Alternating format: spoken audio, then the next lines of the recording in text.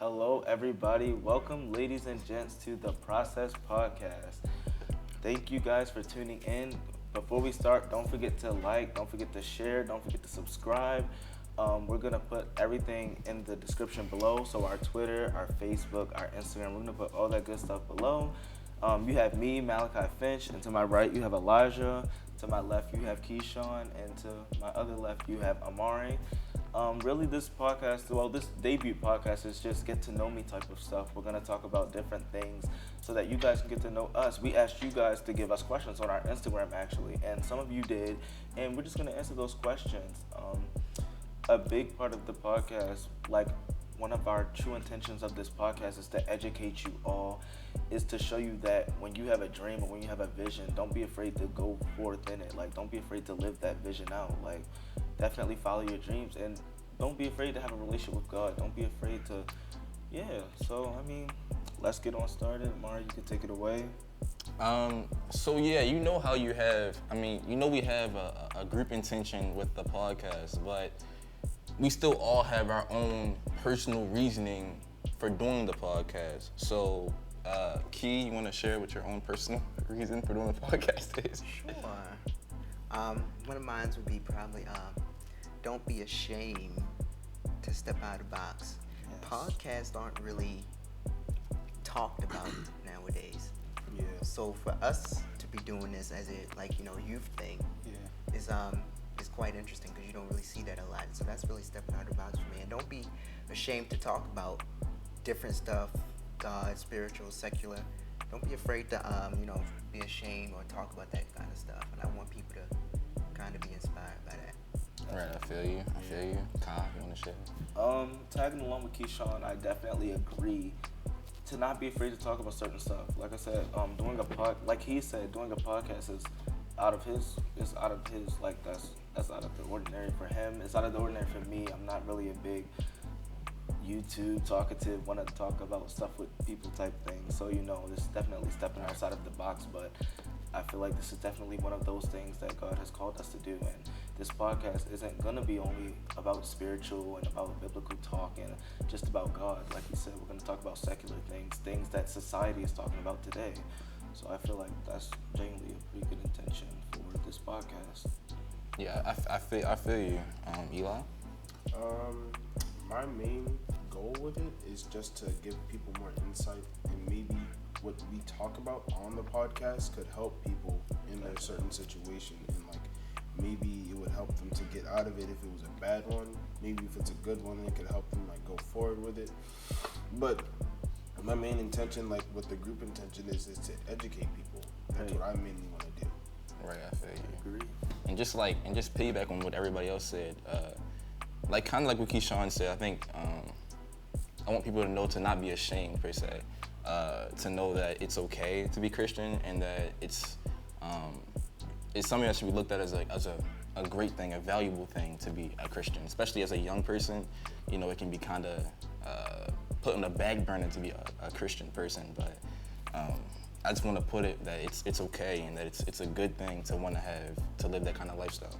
Absolutely. And I think one of those reasons as to why it's not people think or be ashamed of it. I think one of the reasons because they don't usually see youth talking about it. Right, definitely. So for us to do this, will kind of hopefully inspire others to Definitely piggyback off us and want to have a relationship with God, but not only that, to have their own podcast to educate people. Hopefully, one of the dreams are to have people come to us and say, hey, can I please be a guest on your podcast? That's a goal. That's actually pretty touching for us, especially because we're just starting. So we haven't even this is our first podcast, and we've already had people text us and contact us about wanting to be guests, and that means a lot because it shows the interest of not only we said learning about God, but just educating the youth, educating adults as well about the things going on within our society and things going on within the community and just things about God and how to get close to Him and all that good stuff as well. Yeah, and I think kind of off that idea of having guests and stuff, a huge question was if it was felt like that the podcast can reach our age range, and I feel like Key probably can assist the best though. You know, do you feel like it can reach our age range, our youth? Absolutely. I think it could reach our age range by a ton. I think because I think a lot of us have a lot of support. We have a lot of, I don't know if you guys have a lot of friends, but I know there are a lot of people acquainted to you. Right. So if they're acquainted to you, they're gonna see, they're gonna watch, and hopefully it reaches somebody who's, maybe going through something, or I don't know. But I think it could reach those type of people. Definitely. And inspire. Yeah.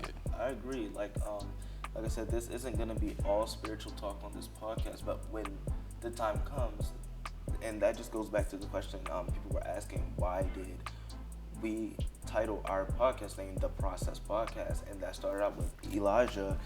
He was in a very tough spot, and he needed God in his life, and he would hear Amari, Keyshawn, and myself. We would emphasize how amazing God was, and how great this church service was, and how great the word was, and how good it feels to be alive, and how good it feels to worship him, and how good it feels to be filled with the Spirit. And he felt like he was left out. And building a relationship with God, that is a process. That's where the name Definitely. The Process came from. And that's another big intention, to let you guys know that everything in life has a process. Building a relationship with God is definitely one of those bigger processes, and that's where the process came from, and that's where the title The Process Podcast came from, if you guys were wondering as well. Yeah, I think building your relationship with Christ, that's definitely one word to describe it, is a process, because a process doesn't have to be all positive, but it doesn't have to be all negative as well. When I think, building your relationship with Christ, it can kind of be both a lot. It's a lot of ups, it's a lot of downs, it's a lot of struggles. Not to sound cliche, but it's a lot of trials and tribulations that go through that. Trying to become a Christian, and it's a daily walk. And which kind of leads me to the next question. When people were asking, well, before you go to the next question, I want to say, what I was about to say. I want to say that it's a process, yes, but a lot of people aren't really spiritual because they're skipping that process or not doing it the correct way. Yeah. So I think you have to.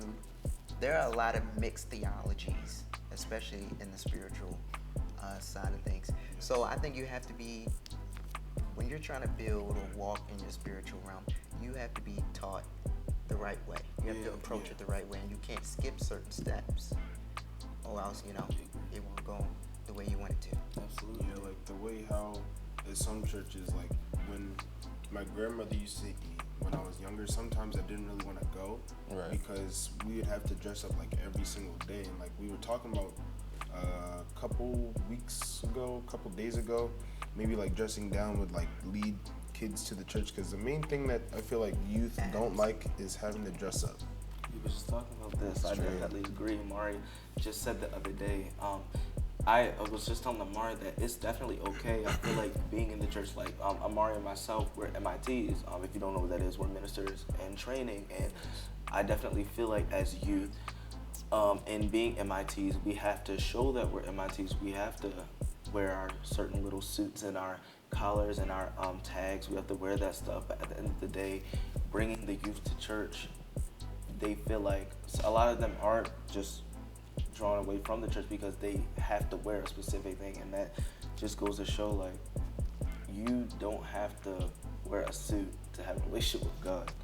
You can come to church as you are, as being youth. Don't, that just, what were we talking about? We were saying how when you come to church, and what did you say, your grandmother, you said you had to dress up every... Dress up, yeah. Okay. The one time, I remember this like really well. The one time I went, I think I was going to my godmother's church, and I wore some jeans, and I think I had cuts in the jeans, and I don't think she liked that like at all.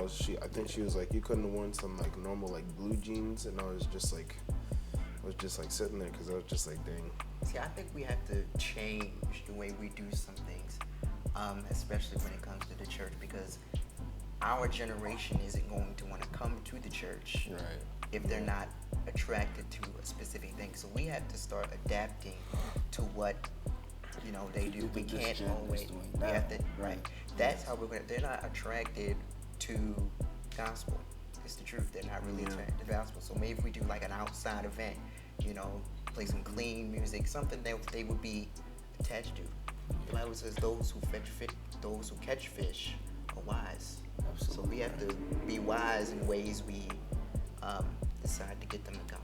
I definitely agree. Definitely. That's what we've been trying to do at our church. Draw the youth in many different ways by, when we have youth services, allowing them to dress down, giving, that's another big thing, giving the youth a responsibility in the church that'll say, hey, this is actually pretty cool. Like, I want to be involved with this. I want to come every Sunday. Like, I want to be a part of this ministry, giving the youth responsibilities within our church. And a lot of people aren't talking about those things, whether it's them dancing or being a dance leader, or them being an usher, or them preaching a mini sermon on a Sunday, or it doesn't matter. I feel like providing the youth with responsibilities within the church in general that's what's gonna keep them in, and that's what's gonna drag more in, because they're gonna be to their friends. Oh yeah, I'm the youth dance ministry leader. Like, yeah, this is so dope. They're gonna be like, oh yeah, for real. Like, I want to be a part of that, and that's gonna drag more youth in. Yeah, I think when it kind of comes down to like the culture you build as a youth. Like, if you build the culture of, oh, I gotta beat this into you, and this, and that, then it kind of provides too strict of a culture if you're really trying to attract the youth. And I'm not suggesting the idea that we conform to the outside world, but I will say, like Keyshawn said, to more so adapt, to more so, change some things that we do. Understand the youth and the new generation that's upcoming, instead of beating it into them. And again, I don't think you should have to conform to the outside world, and I don't think that on certain occasions that a dress code shouldn't be followed, because yes, it is the house of the Lord and it should be respected. So absolutely.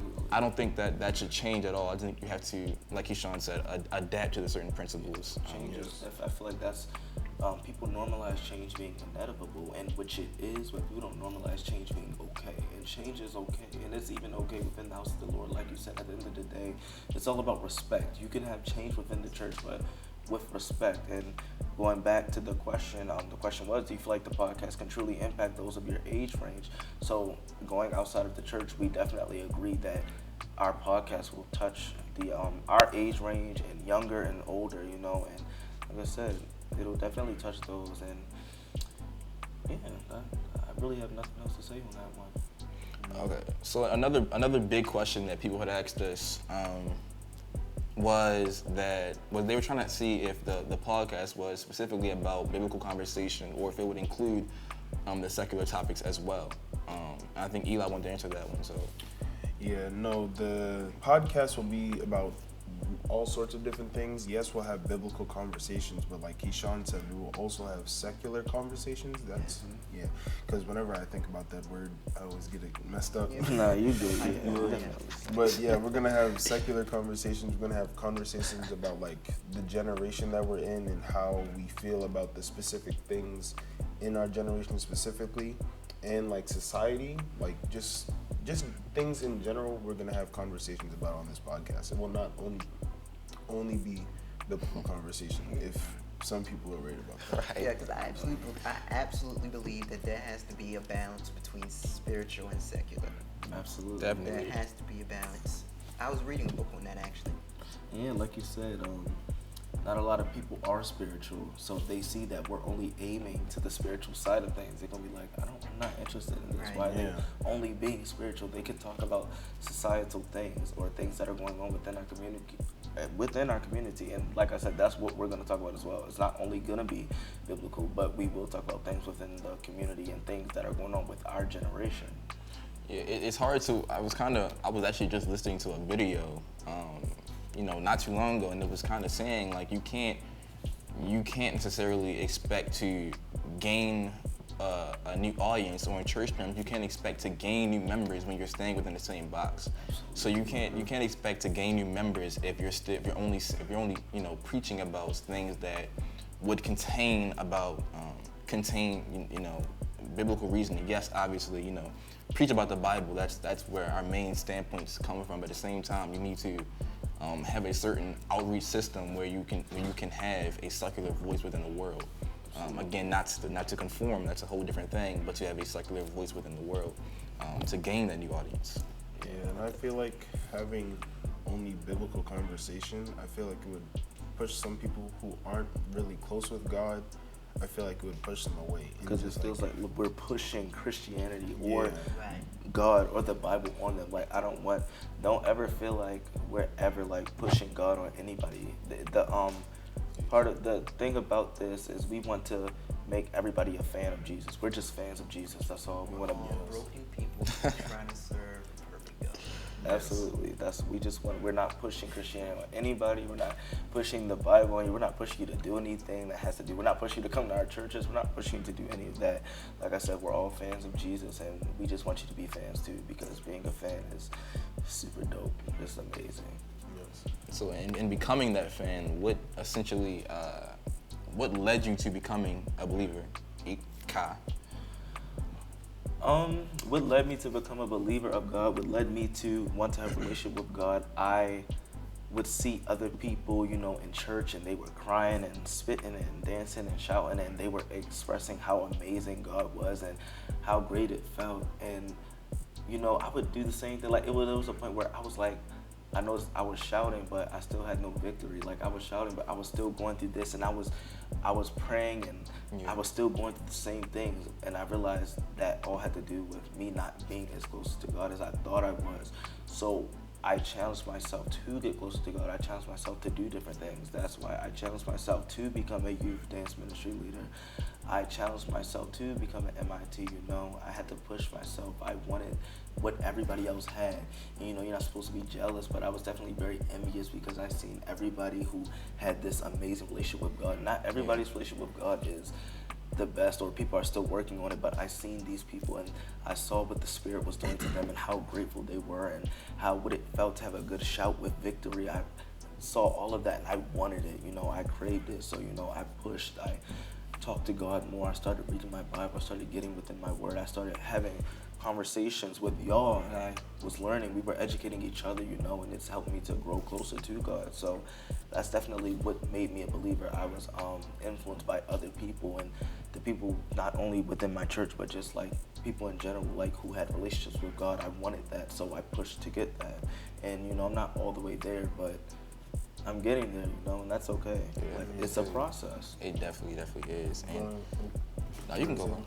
Going off of what Malachi said, with like wanting to people expressing how amazing God is, I was just a lot of my friends, some of them go through a lot of like mental issues. And for me personally, I just feel like sometimes wow, I'm surprised that a lot of people in my generation are going through like so much, and it's just me. I feel like I don't have like anything. I feel like I just blessed because you're not going through what they're going through. Yeah. It's just like it's at the same time it's weird. It's also a blessing for me to just be like normal because so many people in my generation don't have fathers, and I'm blessed to have a father. I grew up with a father figure in my house. Right. And also so many people go through like mental illnesses like depression, anxiety. Granted, we all have anxiety, we all overthink sometimes, but it's just like it's not bad with me, like I have it sometimes, but it's just not to the point where I can't control it. Right. So you plan on helping people get through those? Is that what pushed you to be closer to God? Yes. So you're that saying, and just being grateful for being blessed without having to go through those struggles. Absolutely. So, asking you, so you basically say, you have a lot of friends who go through things, so you're saying what pushed you to have a relationship with God is to be able to rely on God to help them out through you. Yes, I'm going to try to see if I can educate them. Yes, educate them, and also see if they would be interested at all in just trying to get to know God in the slightest, just to maybe help them out with their mental illnesses. Like some of my friends have real bad anxiety. Absolutely, I agree, and definitely, and going back to what I said, we're not pushing anybody to be a Christian or to love God. Like I said, we're just fans of Jesus and we're fans of how amazing he is. There's a difference between pushing Christianity on people and educating somebody and expressing to them how amazing God is. And I think with our generation, it being so sensitive, a lot of people take that and they misconstrued what some Christians are really trying to do, and they're just like, no, Preaching, I don't bro. want that. Right? You're just trying to push Christianity on me. Like, that's not what we're trying to do. Some of them, I will say, some Christians do that. Yeah. That's not everybody. That is not everybody. Like I said again, there's a difference between educating and expressing how amazing he is, and then there's a difference between pushing Christianity on somebody. So I definitely get what you're saying, and We literally talk about it all the time. There's a difference between, there's differences in judgment and criticism. Absolutely. You obviously have the righteous judgment, Yeah. and then you have wrongful judgment. So the example I always use to Amari, Keshawn, and Eli, if you have somebody who's a drunk, expressing to them that being drunk, somebody who likes to drink wine a lot and they like to get drunk off of wine, expressing to them, hey, being drunk is a sin. It's okay to drink wine, but allowing the wine to control you, allowing the alcohol to consume you and to control you, that's where the sin comes in. That's a righteous judgment. That's educating somebody. The wrong way to judge them would be, you're an ugly, stinking drunk, like, you're disgusting, don't do that. Like, there's a difference between righteous judgment and wrongful judgment, and a lot of people in our generation, and it's not even just our gen of teens or kids, it's a lot of adults as well. They're so sensitive that they take the slightest bit of righteous judgment and they take it as literally. if we're coming at them. Yeah. And it's not always that. Well, because truth hurts. It It does. does. The truth does hurt. Definitely does. Occasionally, at least, it definitely hurts. You'll be truthful to intentionally try to help someone, but a lot of times, like Kai said, it's a big relative sensitivity within the generation. So everything that you say that can help someone essentially is taken as a shot. They take, even if they're your friend, they try to make it seem like you're trying to hurt them. Come at them. Yes. Right. Yeah. So, this is a side question. We didn't have this question now, so do y'all feel like, with our gen being so sensitive, do you feel like we can get rid of that sensitivity? Like, do you feel like we could change thoughts and we could change minds and get rid of every comment or everything being taken to the wrong way? Like, do you feel like we can get rid of that sensitivity in people? Yes, I do feel like we could get rid of a great amount of it, but I feel like some people are still gonna remain sensitive. No matter what we try to do.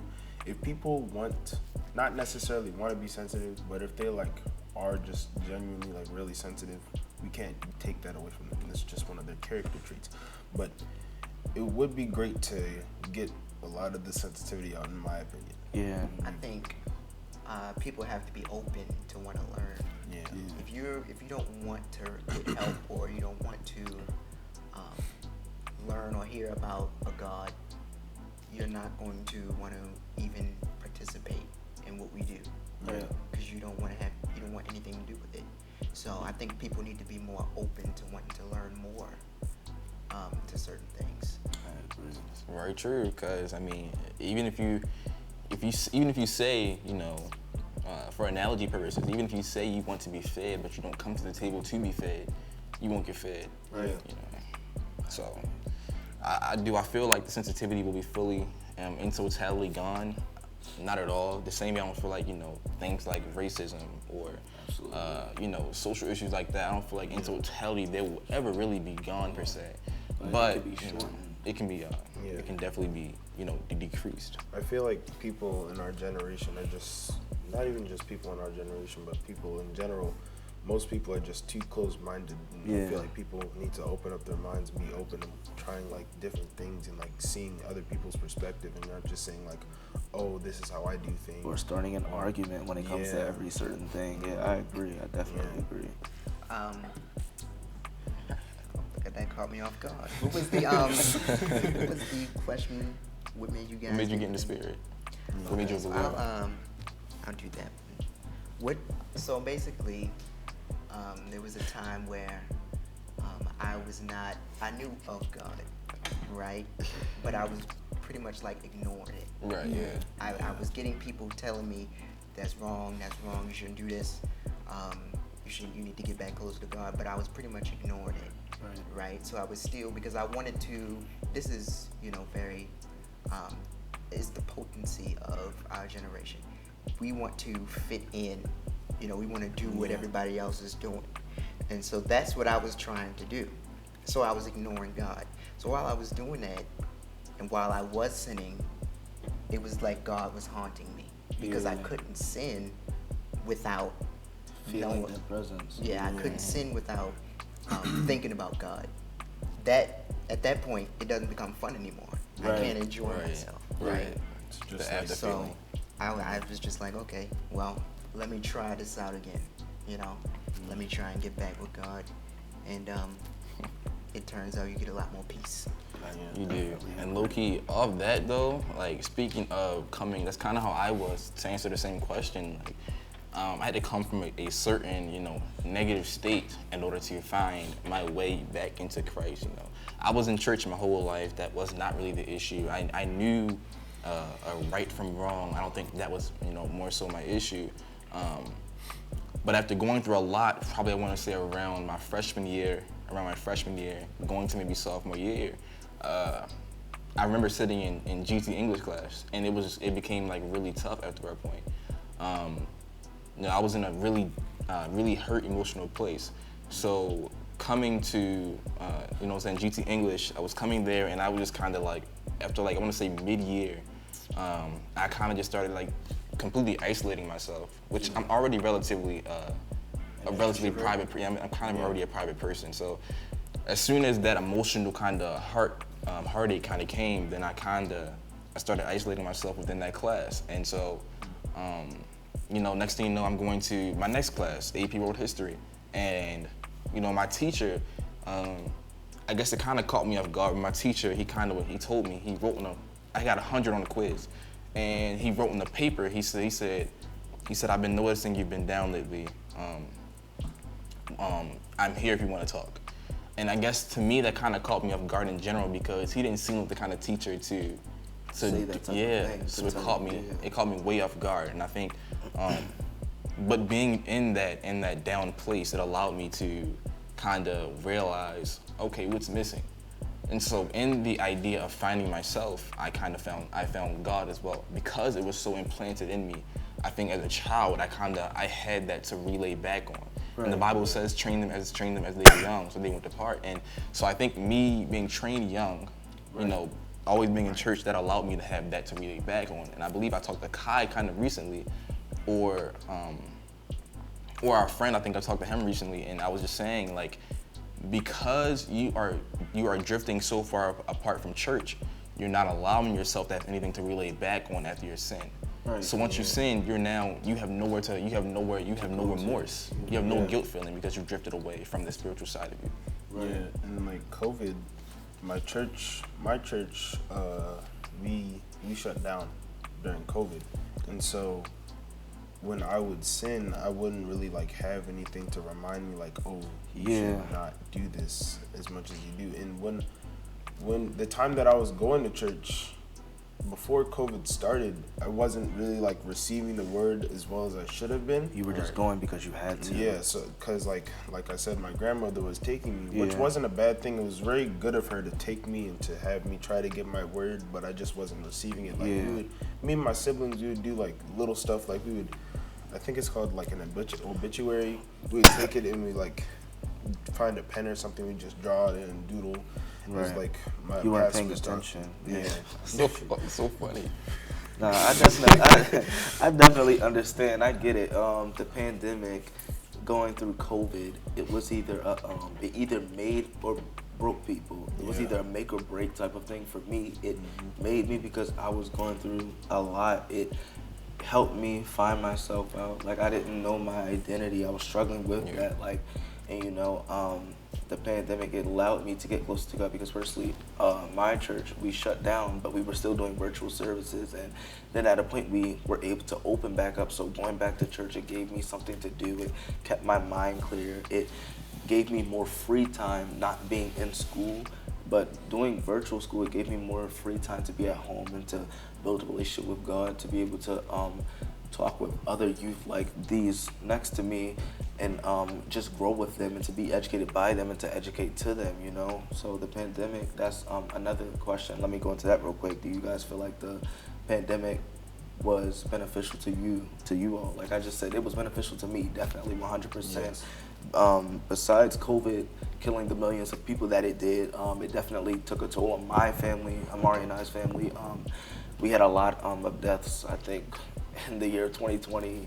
What was it, like 18 funerals I think we went to? It was crazy. So, you know, besides the death aspect of it, 2019, 2020, going into 2020, that whole year, it was a really good year for me because I was able to get closer to God. I was able to have the relationship, the bond that I wanted, but I'm still growing with Him, you know, and that's great. But back to the question, so we don't get sidetracked, do you guys feel like the pandemic was beneficial? How do you feel, Keyshawn? Yes.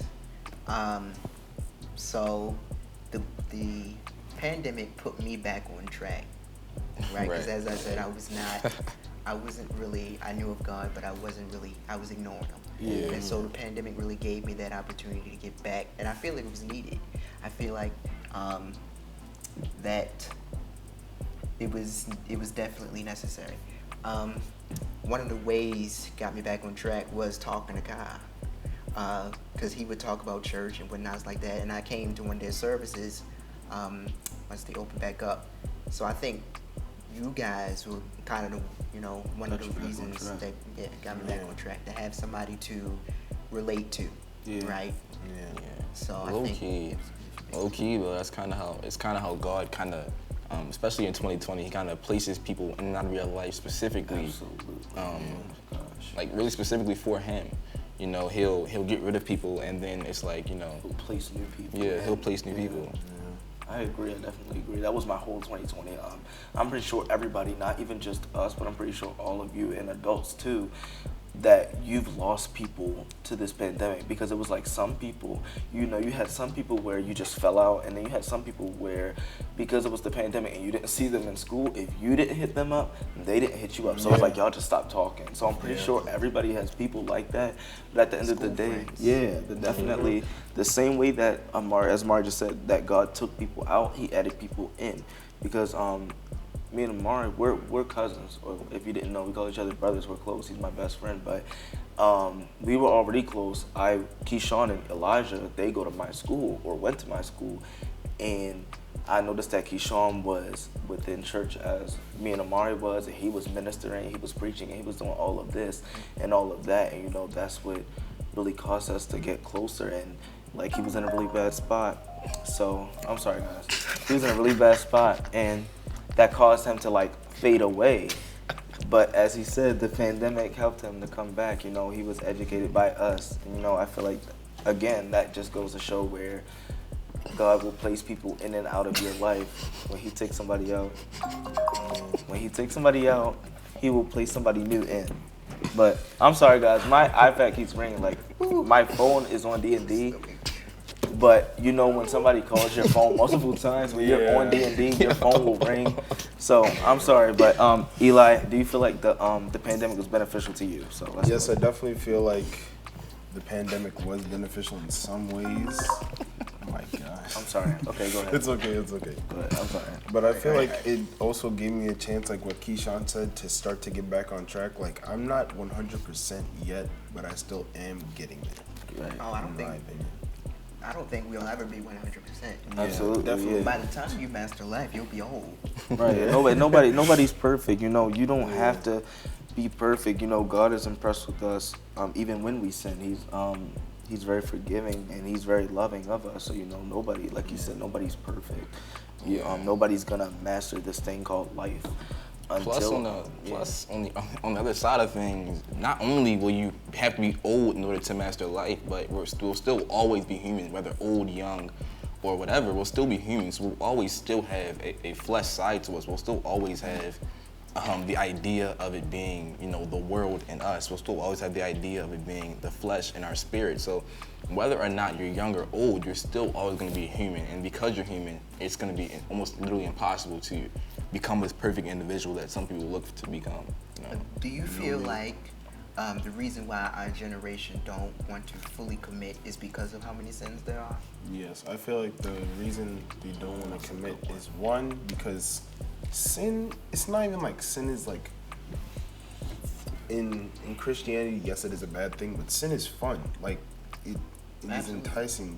People want to sin. Like, drinking, having sex, stuff like that is like fun. And then, like, dang. A lot of people, I get what you're saying. A lot of people see, piggybacking off Eli, and I feel like he was probably going to say this, a lot of people, because of how many sins there are, like Keyshawn said, a lot of people, they feel like if they get into church and they're working on their relationship with God, they feel like when they sin, they feel like they're not enough. They're not enough for God. Like, I'm going to use, and I know this is pretty sensitive to a lot of people. We might have viewers who are a part of that community, but I'm going to use the LGBTQ as an example. You know, a lot of them fear having relationships with God, and a lot of them fear coming to church because they think they're going to get judged. And again, there's a difference between righteous judgment and wrongful judgment. The reality of the Bible is that being gay or lesbian or any of those things, that is a sin. Okay, cool. That's the righteous judgment part. The wrongful judgment part is when you have people within not only the church, but people outside of the church attacking them and saying,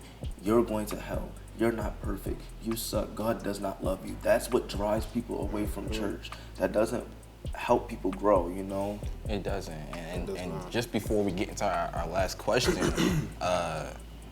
I feel as though people, they try to enable the idea that there is a higher sin than another, you know? And so they'll take the idea of you being gay and they'll make it a higher sin than it has to be when premarital sex is a sin, stealing is a sin, lying is a sin, and then they only want to bring up the idea that being gay is a sin and place it on a pedestal that doesn't belong on, because it's all flat level.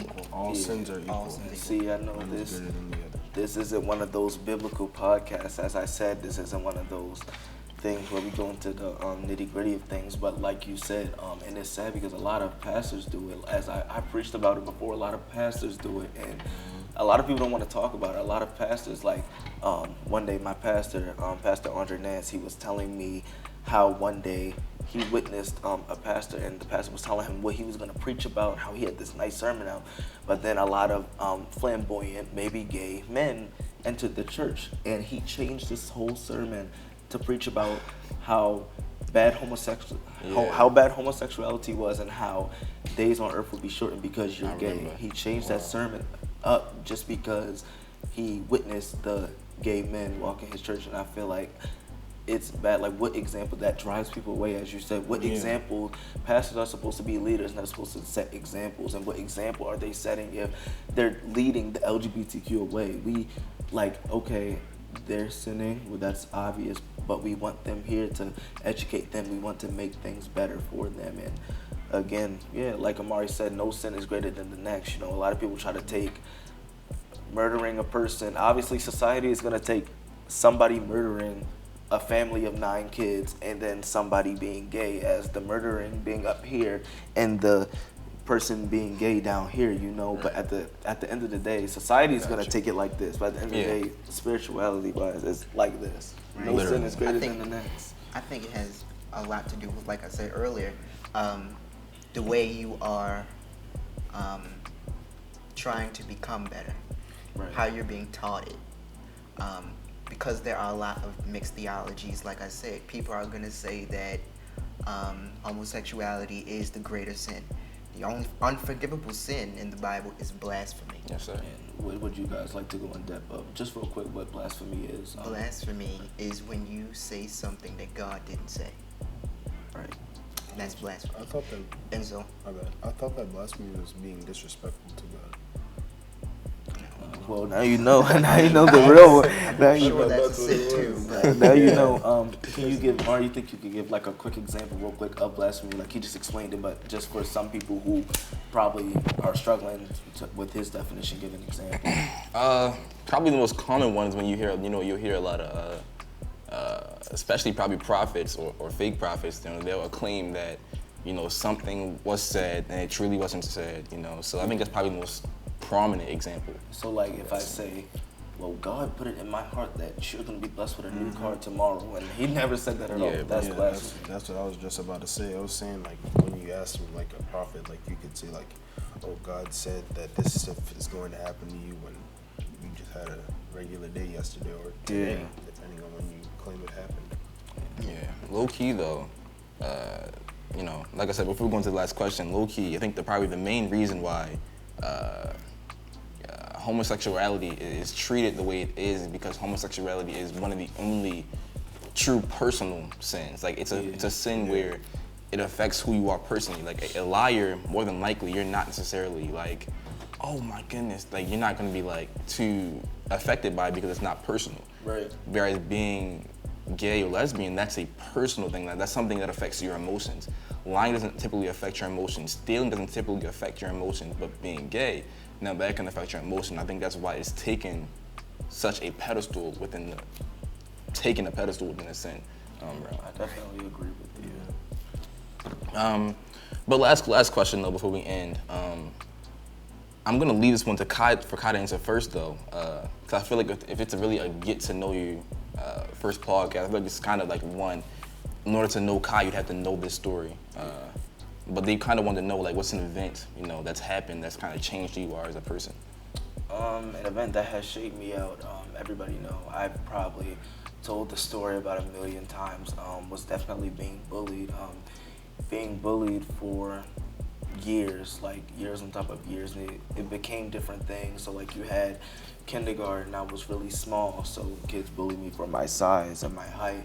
Then you had elementary school, you had kids that just didn't like me, so they would pick on me for random things. Right. But then when middle school and high school hit, you had people who bullied me as far as sexuality wise, and people, because I had longer hair, people thought that I was gay, or because I had more friends that were girls, I got along with females more than dudes, people thought I was gay, because I was always in a female crowd, or because I dance at church. I love dance, like dance is one of my passions. People thought I was gay, and it caused me for a long time to really shut down, and I didn't know who I was, if I'm being honest. Like, I don't really go into depth, and I'm going into depth with y'all. I don't really go into depth about it, but it caused me to really question myself. I didn't know who I was, what I liked. I didn't know if I was attracted to girls. I didn't know if I was attracted to dudes. I didn't know if I was attracted to both. Like, it was that bad where I just, I would shut down, and like I would overthink to the point where it brought out anxiety and depression and all of these things. Now, like, I will say I was not suicidal at all. I thank God for that, because a lot of people are from bullying, and I definitely was not. But I was very depressed, and I was going through a lot of anxiety. But that has shaped me out who I am today, because now I can share my past experiences with kids and teens and adults who are going through it. I can save lives. I can help people who don't know how to get through bullying. I can say that I'm definitely strong. I can live up to that I'm strong. I can share my testimony. The big thing about it is sharing my testimony and expressing how strong I am and how I want to continue to help people for the rest of my life. So bullying has definitely shaped me out personally to be a very strong and wise person. It has definitely shaped out my personality, and I definitely hope my brief story touches anybody else or helps anybody else who's going through bullying. So yeah. So in what way exactly? Like, is there a certain way that you act now that you didn't act before because of bullying? Is there a certain character trait that you developed because of bullying? Before, I was very standoffish. I was very quiet. I would feed in. I was an introvert. But one of the biggest things was I cared about what everybody had to say.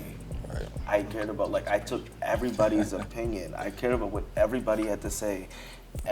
So when people would tell me, oh, don't listen to them, it's okay. If you know you're not gay, listen to them. It wasn't that simple, because I would just listen to everybody. Like, you can't tell me, oh, it's not that serious. You know you're not gay, so don't listen to it. It wasn't that. You're not understanding, because the bullying wasn't just verbal. It was physical, and it was emotional. I was being attacked in so many different ways. So I didn't like when people would tell me, it's just bullying. You know you're not gay, so don't react off of that, So I definitely will say now I've grown to go to God with certain things. I didn't do that before. Like, I didn't really have a relationship with God, so I've learned to go to God with certain things and not to really feed into what everybody's telling you, because feeding into the things that people tell you, that's gonna take you down. That's your worst enemy. But I've learned over the years that prayer and faith is definitely your strongest weapons through this thing we call life, through these hard tribulations and trials that we're going to go through in life.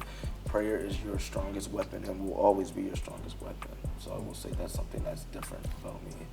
Definitely. Can you have any event? Doesn't have to be negative. It can be positive too. That kind of affected you. I don't know if I have an event, but I will say, prayer.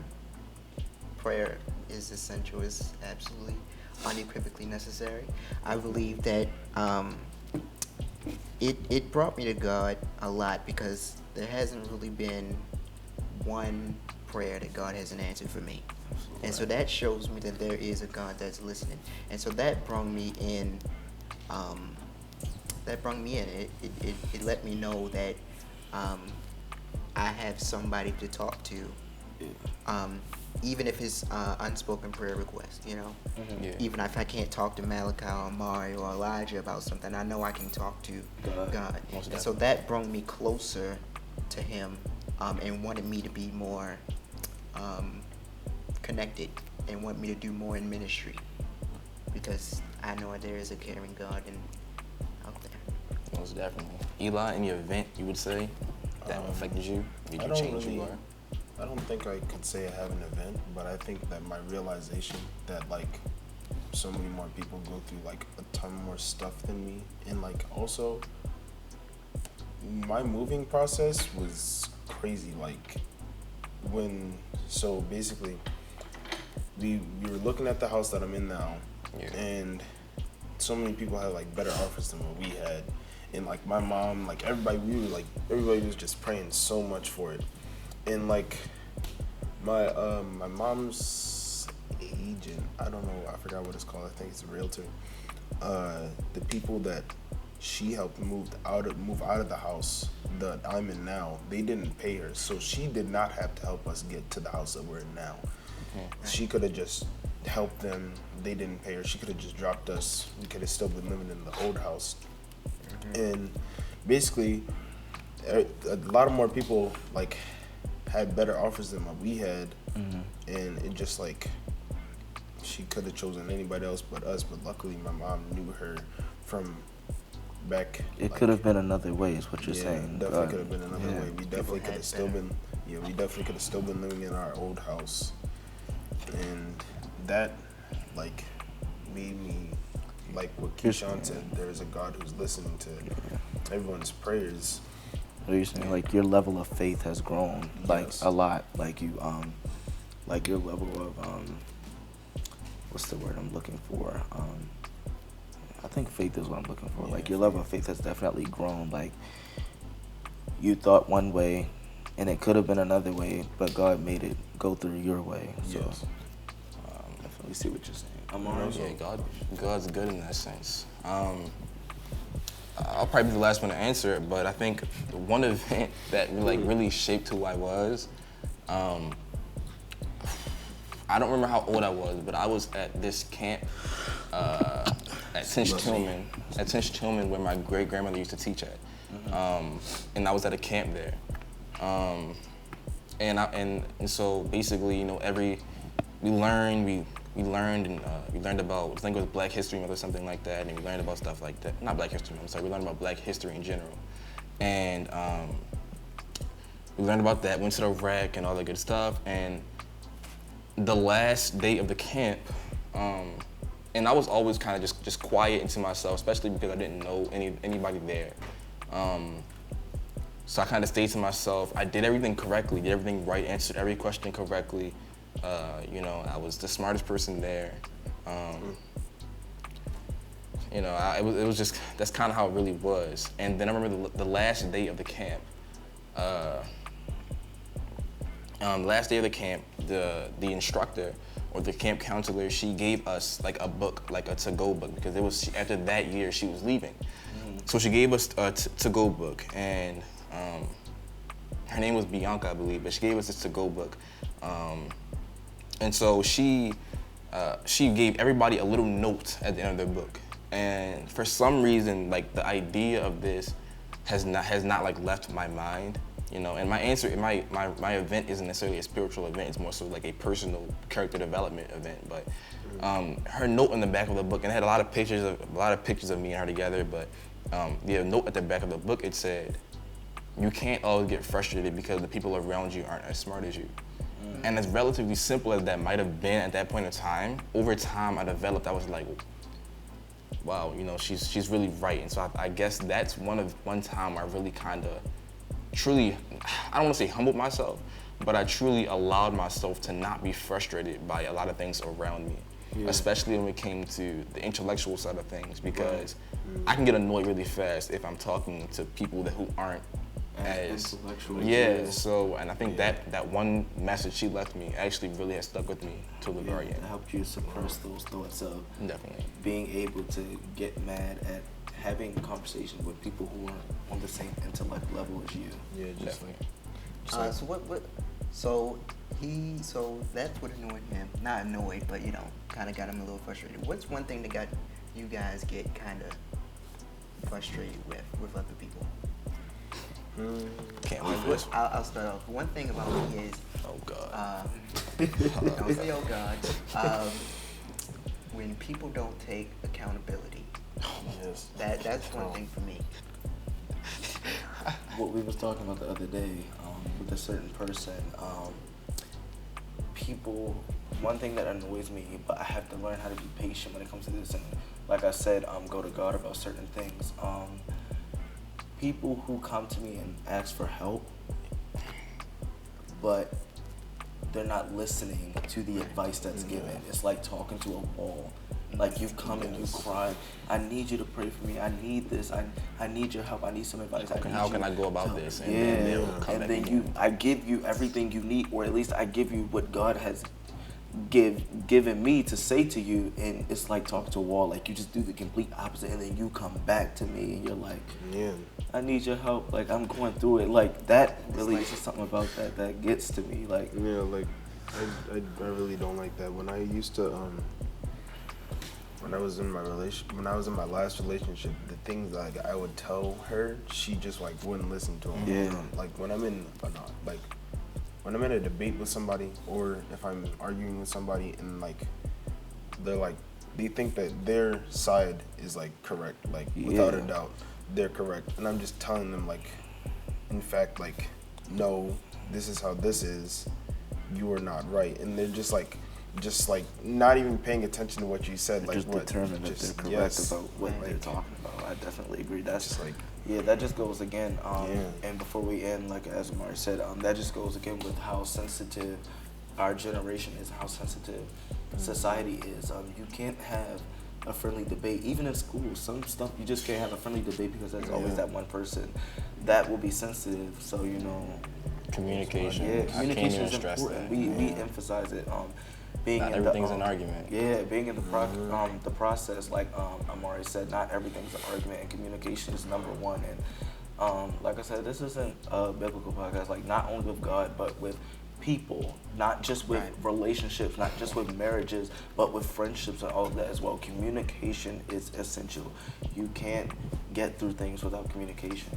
And that's a big part of how arguments start and how people aren't able to friendly debate. Y'all can have two different opinions and we can have two different opinions, but the communication aspect of it shouldn't cause an argument. You're gonna have what you have to say and I'm gonna have what I'm gonna have to say. I think a big thing though with communication, before Kai closes, a big thing with communication is the idea of not only not changing someone's words, but not changing someone's intentions. Like what you mean? Can you elaborate real quick? Just a little bit. I see what you're saying, but I just want you to elaborate. I mean, like, like you mean like say you intend for something to happen, or you exclaim communication for a certain intention, and you already said that was your intention before the communication aspect of it. But essentially a lot of times when people are so sensitive, they can change your intentions in order to fit their there's definitely a good example. I know what you're talking about. I definitely know what you're trying to say, the way you explained it. Slow. But that's all the time we have today. Thank you for tuning into our first podcast. This was fun. This was definitely a challenge for us all because we were like really we had our giggly moments. We were really giggly and we were nervous. So definitely forgive us and forgive us for the slight interruptions. But thank you so much for tuning into our podcast called The Process Podcast. Again, please like, please share, please subscribe, please watch all the way through. Enjoy yourself. Enjoy some good conversation. Not only biblical conversation, but conversations about the things going on within your lives and our lives as well. We will put all of our pages, our Instagrams, our Snapchats, Twitters, Facebooks, all of that stuff is going to go in the description. And yeah, we'll catch you on the next podcast. So be blessed. Awesome. Oh, wait, go ahead. Also, shout out to Pastor Andre Nance and First Lady Nakia Nance for letting us Absolutely. use the building for the podcast purposes. And shout out to Austin Audio Systems, the real GOAT, you know.